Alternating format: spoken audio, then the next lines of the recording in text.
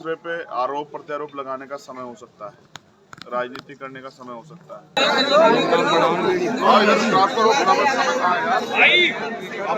Hi guys, welcome back my new blog. तो आज हम जा रहे हैं चंद्रशेखर आज़ाद जी आ रहे हैं हमारे यहाँ पे रवास तहसील के अंदर, जो कि कल यहाँ पे 4 साल की लड़की का रेप हुआ था। और चंद्रशेखर आज़ाद आ रहा है, तो अभी रात का टाइम है, 8 बज गए, तो अभी पहुँचने वाले हैं थोड़ी देर में। तो हम भी वहीं जा रहे हैं हमारे गाँव से।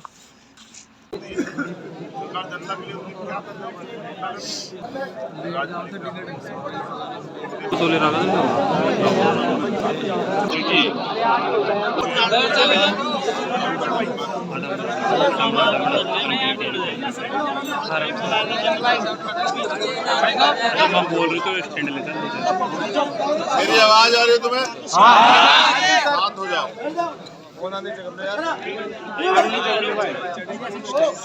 देखो, कुछ चीजें वो सब चीजों से ऊपर होती है। बहुत सारे लोगों के लिए ये एक दूसरे पे आरोप प्रत्यारोप लगाने का समय हो सकता है, राजनीति करने का समय हो सकता है। लेकिन क्योंकि आप और हम सब लोग इस लड़ाई को पिछले 5 साल से तो यहाँ लड़ ही रहे हैं, हमारे लिए ये कोई समय नहीं। हमारे लिए तो ये वही दिन है जो हम बहुत लंबे समय से देख रहे हैं। अब सवाल ये है कि अगर हमारी 4 साल की नन्ही बच्चियां जो हैं सुरक्षित नहीं हैं, तो क्या हम उनसे आंख मिला के बात करने की हैसियत में हैं? नहीं सर। कुछ लोग आएंगे, नीरज भाई के साथ बैठेंगे, फोटो खिंचवाएंगे, चले जाएंगे, ये कह के कि हम साथ। लेकिन आप ये जानते हैं कि ये लड़ाई पिछले लंबे समय से हम ही लोगों ने लड़ी। उसको डर है। मैं ये बात आपसे इसलिए कह रहा हूँ, समाज को पता होना चाहिए, जो पूरा समाज बैठा, सब समाज को पता होना चाहिए क्या हो रहा है। उसको ये भय है कि ताकतवर लोग उसकी खुद की नौकरी, बहन की नौकरी या परिवार यहाँ अकेला रहता है, उनको नुकसान पहुंचा सकते हैं। वो डर रहा है, वो अपना दर्द हमसे कह सकता है।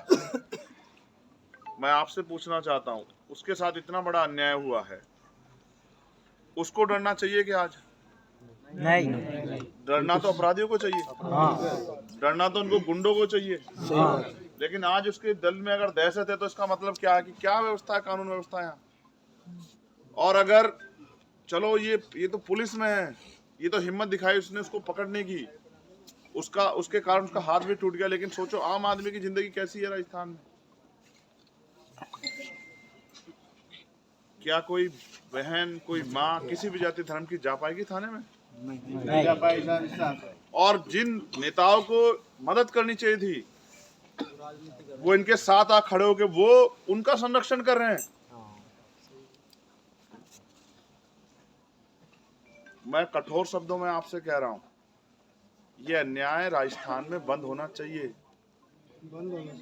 अगर ये बंद नहीं होगा तो फिर आप एक काम करो कि आप बच्चियां पैदा करना बंद कर दो। बिल्कुल सही बात है। अगर आप बच्चों की रक्षा नहीं कर सकते तो आप बच्चे पैदा करना बंद कर दो। लेकिन अगर आपने उनको पैदा किया तो फिर ऐसा माहौल भी उनको दो कि वो अपनी जिंदगी जी सके सम्मान के साथ। क्या मैं आज उससे आंख मिला के जवाब दे सकता हूँ कि हम लोगों के होते उसके साथ अन्याय हो गया? इसलिए मैं आपसे कह रहा हूँ, जो आएंगे मिलके चले जाएंगे, अच्छी बात है। मैं तो चाहता था मुख्यमंत्री आए यहाँ और माफी मांगे, इसके पैर में पड़ के माफी मांगे कि हम लोग नहीं कर पाए कुछ भी, हम लोग नहीं दे पाए उस बच्ची को सुरक्षा का माहौल यहाँ। मेरा बस चले तो मैं ऐसे लोगों को इनको सदन में भी ना घुसने दूं। और मैं तो आपसे भी कहूंगा, मैं आपसे कहूंगा कि ये आग है ना, एक दिन में ठंडी मत करो, इसको लगाओ अपने यहाँ अगर तुम्हें स्वाभिमान है। और जो संरक्षण कर रहे हैं उनका, गुंडों का, उनको इस हैसियत में मत छोड़ो कि वो जाके जयपुर में बैठ सके। उनको इस हालात में लेके आओ। बिल्कुल समझ रहे हो? ये झेलना पड़ेगा। अगर आज हम इसके दर्द पे चुप हो गए तो कल किसी और बच्ची के साथ होगा, कल किसी और बहन माँ के साथ होगा, फिर क्या करेंगे हम लोग? मैं भी चैन से दिल्ली चला जाता या मैं भी जाके प्रचार कर लेता, लेकिन कैसे आंख मिलाऊंगा इससे? कैसे जवाब दूंगा कि जो जिम्मेदारी उठाई है उसको, उससे कैसे जवाब दूंगा? इसलिए आपसे कह रहा हूं, राजनीति तमाम तरह की चीजों से बड़ा है, दर्द तकलीफ, और आज उसे हमारी जरूरत है। इसलिए मैंने सतपाल जी से कहा कि और इनसे राधे श्याम जी से कि हम हर हालत में चलेंगे, चाहे कुछ हो जाए, चाहे 12 बज जाए, जितनी गाड़ी हम दौड़ाते हैं ना दौड़ाई। कई बार गाड़ी एक्सीडेंट होने से बची, लेकिन दिल में एक ही चीज थी कि जाके उसके आंसू पूछूं, और वो भावुक हो गया, देख के रोने लगा। मुझे तकलीफ ये है कि मैं उस बच्ची को सुरक्षा का माहौल नहीं दे पाया, लेकिन हमें तय करना है कि जिनके राज में हमारी बच्चों के साथ अन्याय हो रहा है वो इस हैसियत में ना रहे कि वो दोबारा कुर्सी पे बैठ सके। ये बात आप, मेरी बात ध्यान रखना। अगर आप सच में मुझसे प्यार करते हैं, अगर सच में आपके अंदर महिलाओं का सम्मान है, बच्चों का सम्मान है, तो फिर जागो। कितने दर्द हो गए, इंद्र मेघवाल, जितेंद्र मेघवाल, ओम प्रकाश रैगर, तोला गुजर, कितने दर्द हो गए, कार्तिक भील, किस किस को जवाब दें? हमारे लोग इन पे भरोसा करते नहीं, हमारी खाल उतारते हैं। आप सबसे पूछना चाहता हूं, क्या आप चाहते हो उसको न्याय मिले? क्या आप चाहते हो कि वो बच्ची जो है और किसी और बच्ची के साथ ऐसा, और वो बच्ची भी, उसको भी एहसास हो कि उसके अपराधी को सजा मिली? और मैं फिर कह रहा हूं, यहाँ मीडिया के लोग भी होंगे, किसी मंत्री का, किसी अधिकारी का अगर दिमाग खराब हो गया हो ना कि उसको बचा लेंगे या छेड़खानी कर देंगे मेडिकल रिपोर्ट में या FIR में, तो वो इलाज किया जाएगा कि 7 पुश्ते याद रखेंगे। इतने कमजोर मत समझ लेना किसी भी कीमत पे। ऐसी कोई गलती कर मत बैठना। अधिकारी, कर्मचारी या सरकार के लोग कभी ये सोच लें कि ये कमजोर लोग हैं, कमजोर नहीं है, हमारा परिवार है। एक एक खून की बूंद हम लुटा देंगे, लेकिन इनके स्वाभिमान सम्मान की रक्षा करेंगे। मैं आपको आपके माध्यम से बता रहा हूं, उनके दिमाग में गलतफहमी ना रहे, जिस बात का डर है उसको। ये राजस्थान में चलेगा नहीं अब। ये जो गुंडा राज चल रहा है ना, ये जो माफिया राज, आतंक का राज चल रहा है, ये लूट खसोट चल रही है, और ये जो बहन बेटियों की तरफ ये जो अन्याय हो रहा है, ये चलेगा नहीं ज्यादा दिन। लेकिन मैं यहाँ के अधिकारी कर्मचारियों को कहूंगा, ईमानदार से काम करें, हम उनका सम्मान करेंगे। लेकिन अगर वो सत्ता पक्ष के हिसाब से न्याय में छेड़खानी करेंगे तो कोई थाना और कोई अधिकारी चैन से नहीं बैठेगा अपने दफ्तरों में। सारे काम छोड़ के इनके दफ्तरों को ताला लगा के ये रोड बंद करके बैठ जाएंगे राजस्थान में यहाँ। और मैं आपसे कहूंगा, जागो।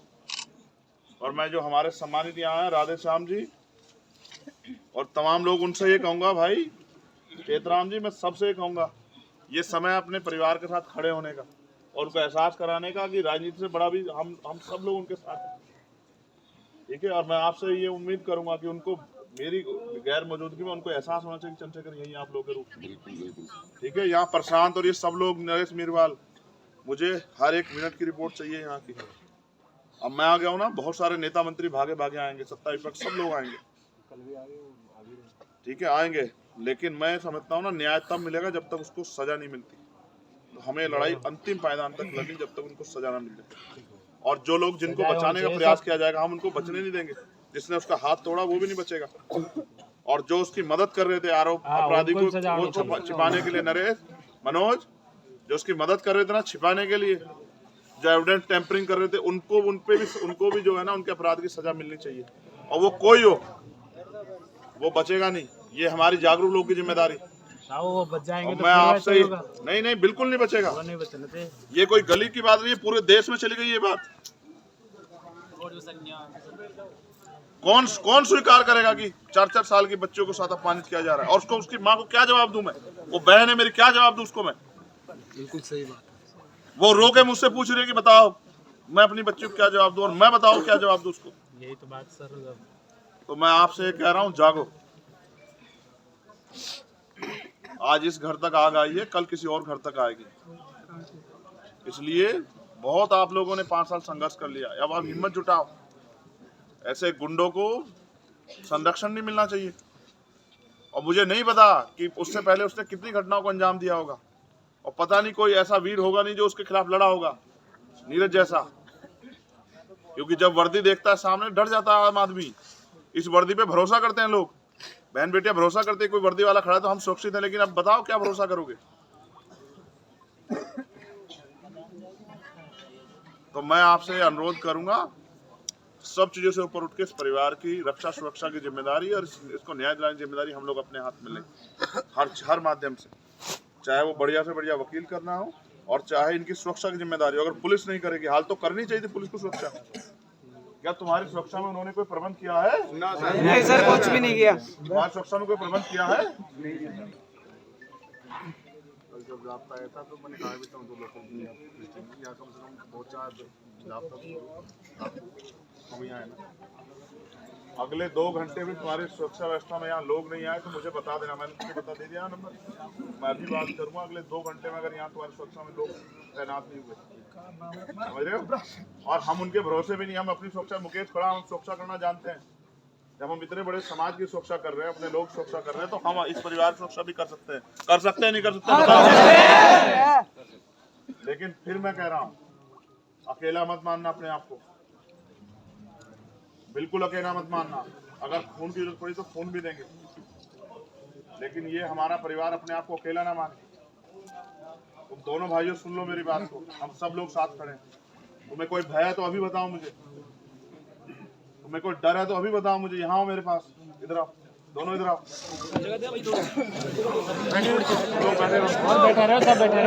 जो तुम्हें कोई भय है वो बताओ, तुम्हें किसी भी तरह कोई भय तो बताओ, समाज को पता लगना चाहिए। भाई कुछ भी नहीं है, बस मेरे भाई की नौकरी पे नहीं आनी चाहिए। मेरी बहन यहाँ नहीं रहती है, वो भी जयपुर नौकरी करती है। हम दोनों भाई, मैं भी मजदूरी करता हूँ, ये भी ड्यूटी पे चला जाता है। सिस्टर भी नहीं रहती है, हमारे 2 लेडीज रहती है घर में और बच्चे रहते हैं। अगर उन पे कोई प्रॉब्लम हो गई तो वो प्रॉब्लम नहीं होनी चाहिए फ्यूचर में कभी भी। हमको यही सुनना है बस। मैं पूछना चाहता हूँ, नहीं है, मैं पूछना चाहता हूँ, लोग उनको छोड़ो, क्या आप सक्षम हैं समाज की सुरक्षा करने में? अपनी जिम्मेदारी खुद उठाओ। मैं भी उनके अधिकारियों से बात करूंगा और मैं वचन दे के आता हूँ, तेरी नौकरी और परिवार ये तेरा तरह, ये तो हमारा परिवार आपका ही। अब तो ये ठीक है। अगर इस परिवार की तरफ कोई आंख उठाएगा तो उसको पहले हमसे लड़ना पड़ेगा। जब हम नहीं रहेंगे तब वो उसकी तरफ आंख उठा पाएगा। ये इस बात को तुम लोग अपने दिल और दिमाग में अच्छी तरह रखो। और मैंने कहा, कोई भी अगर तुम्हें, कोई अधिकारी, कर्मचारी, नेता, कोई भी अगर तुम्हें कुछ कहे तो मुझे बता देना। मैं सारे काम छोड़कर तुम्हें मिलूंगा। और मेरी घर में चेतराम भामाशाह और राधे श्याम जी सब लोग आपके साथ खड़े हैं यहाँ। और ये कमजोर नहीं है, ठीक है। हम चाहते तो इस पूरे क्षेत्र को भर देते लोगों से, लेकिन उस भीड़ में आपकी आवाज नहीं सुन पाते। इनका ये भय है कि कहीं ऐसा ना हो वो लोग इनको कमजोर करने के लिए इनकी नौकरी पे, जो हमारी छोटी बहन है उसकी नौकरी पे, या ये परिवार में बच्चे यहाँ लोग अकेले रहते हैं, इनको नुकसान पहुंचा सकते हैं। और इनका भय जायज है। और सच ये है कि इनकी सुरक्षा व्यवस्था करनी चाहिए थी पुलिस को, लेकिन मुझे ऐसा लगता है कहीं ना कहीं पुलिस दबाव में है। तो हम अभी अधिकारियों से बात करेंगे कि सुरक्षा व्यवस्था सुनिश्चित हो। आप चाहते हैं कि सुरक्षा व्यवस्था सुनिश्चित हो? आप दोनों भाई, आप पूरा सब लोग आपके साथ, ठीक है।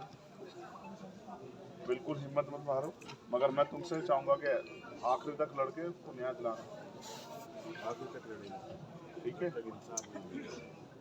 चेतराम मजबूत आपको ही रहना है, मजबूत रहेंगे आपके बस फिर कोई दिक्कत नहीं, बस, ठीक है। किसी प्रकार का कोई दबाव आए, कोई दबाव क्या, इससे बड़ा दबाव क्या होगा? कुदरत आपको ये तकलीफ सहने को, हमारी बहादुरी के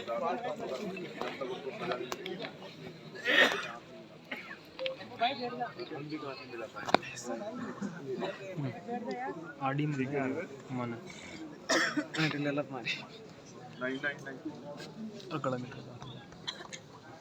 हिम्मत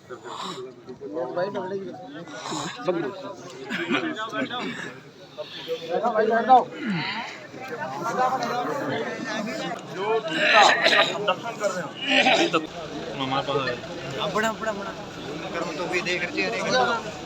अरे पूरा ब्लॉग तो वीडियो हमारे पास होता था।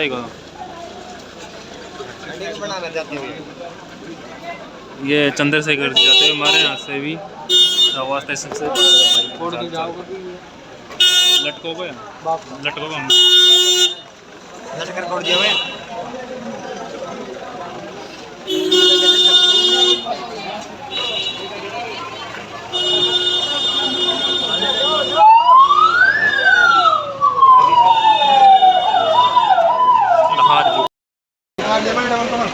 गाय चंद्रशेखर आज यहाँ से जा रहे हैं। रावण जो यहाँ से रावा तहसील से निकल चुके हैं, गाड़ी इनका काफिला निकल रहा है। काफ़ी सारी गाड़ियाँ वगैरह है और देखो भीड़ भी बहुत ही ज़्यादा है, लगभग 2000 से समथिंग भीड़ है।